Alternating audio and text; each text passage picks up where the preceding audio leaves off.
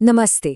आज हम एक ऐसी दुनिया में चलने वाले हैं जो बहुत पुरानी है, बहुत एडवांस्ड थी, लेकिन उसके दिल में एक बहुत गहरा राज छुपा हुआ है। एक ऐसी सिविलाइजेशन जिसके शहर तो आज भी हैं, लेकिन उनकी आवाज खो चुकी है।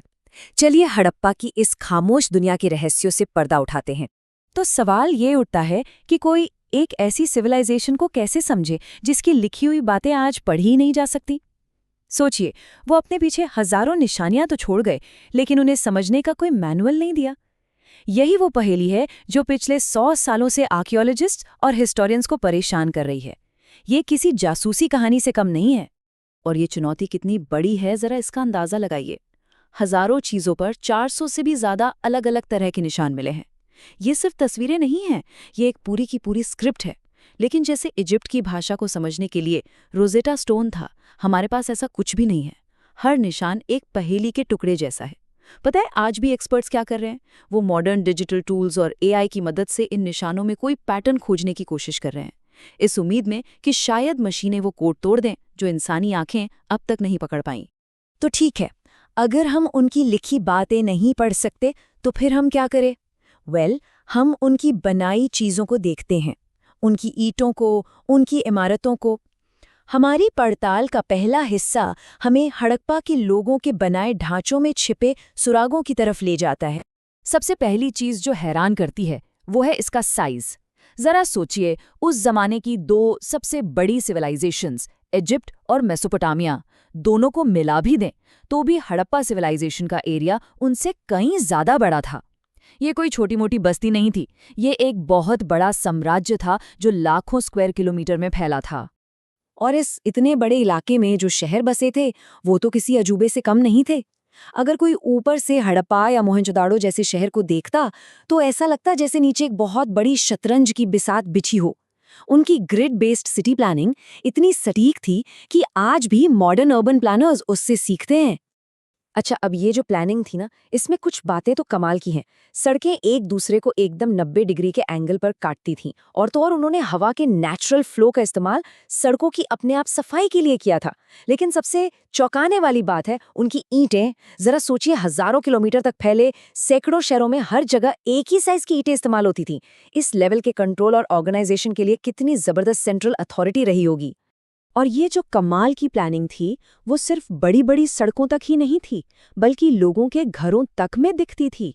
घरों के दरवाजे मेन रोड के शोर शराबे से दूर शांत गलियों में खुलते थे। लगभग हर घर का अपना आंगन, अपना बाथरूम और अपना टॉयलेट था। आज से 5000 साल पहले। मतलब उन्होंने कंफर्ट, प्राइवेसी और साफ सफाई को कितनी अहमियत दी थी। और उनकी इंजीनियरिंग का सबसे बड़ा सबूत वो है मोहनजोदारो का ग्रेट बाथ। इस विशाल पूल से पानी लीक न हो, इसके लिए उन्होंने बिटुमेन यानी नेचुरल टार का इस्तेमाल किया था।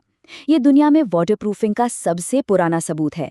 ये ऐसी टेक्नोलॉजी थी जिसे दुनिया के कई हिस्सों को दोबारा सीखने में हजारों साल लग गए।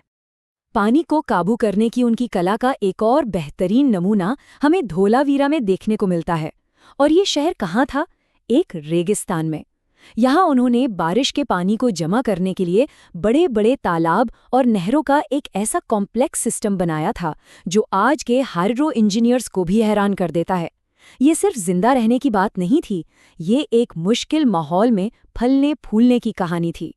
तो हमने देखा कि अंदर से वो कितने मजबूत थे, उनकी इंजीनियरिंग कितनी कमाल की थी।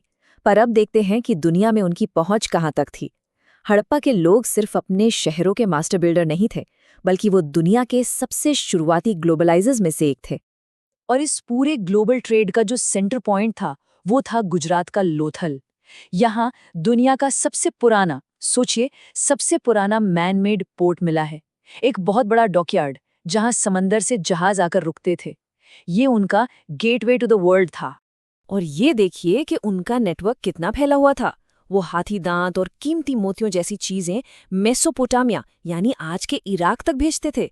मजेदार बात यह है कि मेसोपोटामिया के पुराने टेक्स्ट्स में हड़प्पा के इलाके को मेलुहा कहा गया है, एक ऐसी जमीन जहां से नाविक और अनोखी चीजें आती थीं। मतलब ये एक तरफा सौदा नहीं था, ये एक पूरा इंटरनेशनल नेटवर्क था। और हमें ये सब कैसे पता?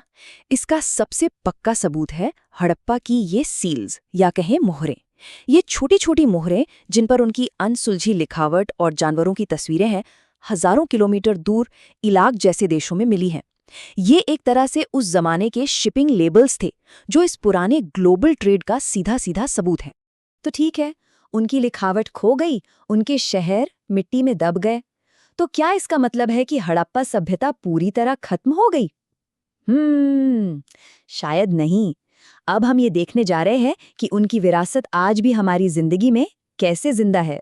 इस सील को देखिए, ये बहुत फेमस है। इसे पशुपति सील कहते हैं। इसमें एक इंसान जैसी आकृति योग की मुद्रा में बैठी है।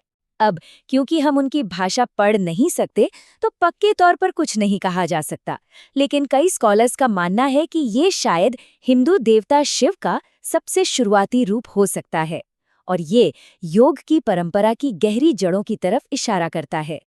और ये सिर्फ एक अकेली चीज नहीं है। आज की हमारी जिंदगी में, हमारी संस्कृति में हड़प्पा की झलकियां भरी पड़ी हैं। चाहे वो स्वास्थ्य का चिन्ह हो, पीपल के पेड़ की पूजा हो, या फिर हाथ जोड़कर नमस्ते करने का तरीका हो, ये सारी परंपराएं हजारों साल पुरानी हैं और उनकी जड़ें हमें वहीं वापस ले जाती हैं। लेकिन ये सब जानने के बाद वही सबसे बड़ा सवाल फिर से सामने आ खड़ा होता है। आखिर इतनी एडवांस्ड, इतनी विशाल और इतनी कामयाब सिविलाइजेशन का हुआ क्या? वो अचानक से गायब कैसे हो गई? ये है इस कहानी का आखिरी और सबसे बड़ा रहस्य। देखिए, एक पुरानी थियरी थी कि बाहर से आए आर्यों ने इन पर हमला किया और इन्हें खत्म कर दिया।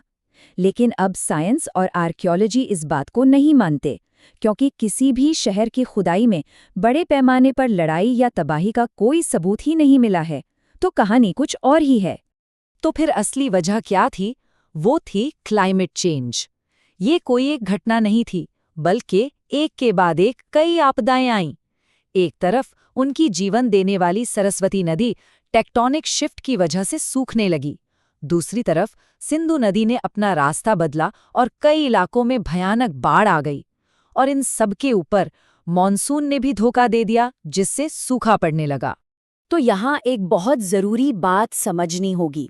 हड़प्पा के लोग एक साथ मारे नहीं गए, वो खत्म नहीं हुए। जब उनके शहर और खेत बर्बाद हो गए, तो वो बस बिखर गए। वो बेहतर जिंदगी की तलाश में पूरब और दक्षिण की तरफ गंगा के मैदानों की ओर चले गए, और हाँ, अपने साथ अपनी परंपराएं भी ले गए।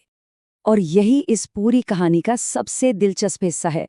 उनकी शहरी सभ्यता, उनके शहर तो ढह गए, उनकी लिखावट भुला दी गई, लेकिन उनकी संस्कृति, उनका कल्चर जिंदा रहा।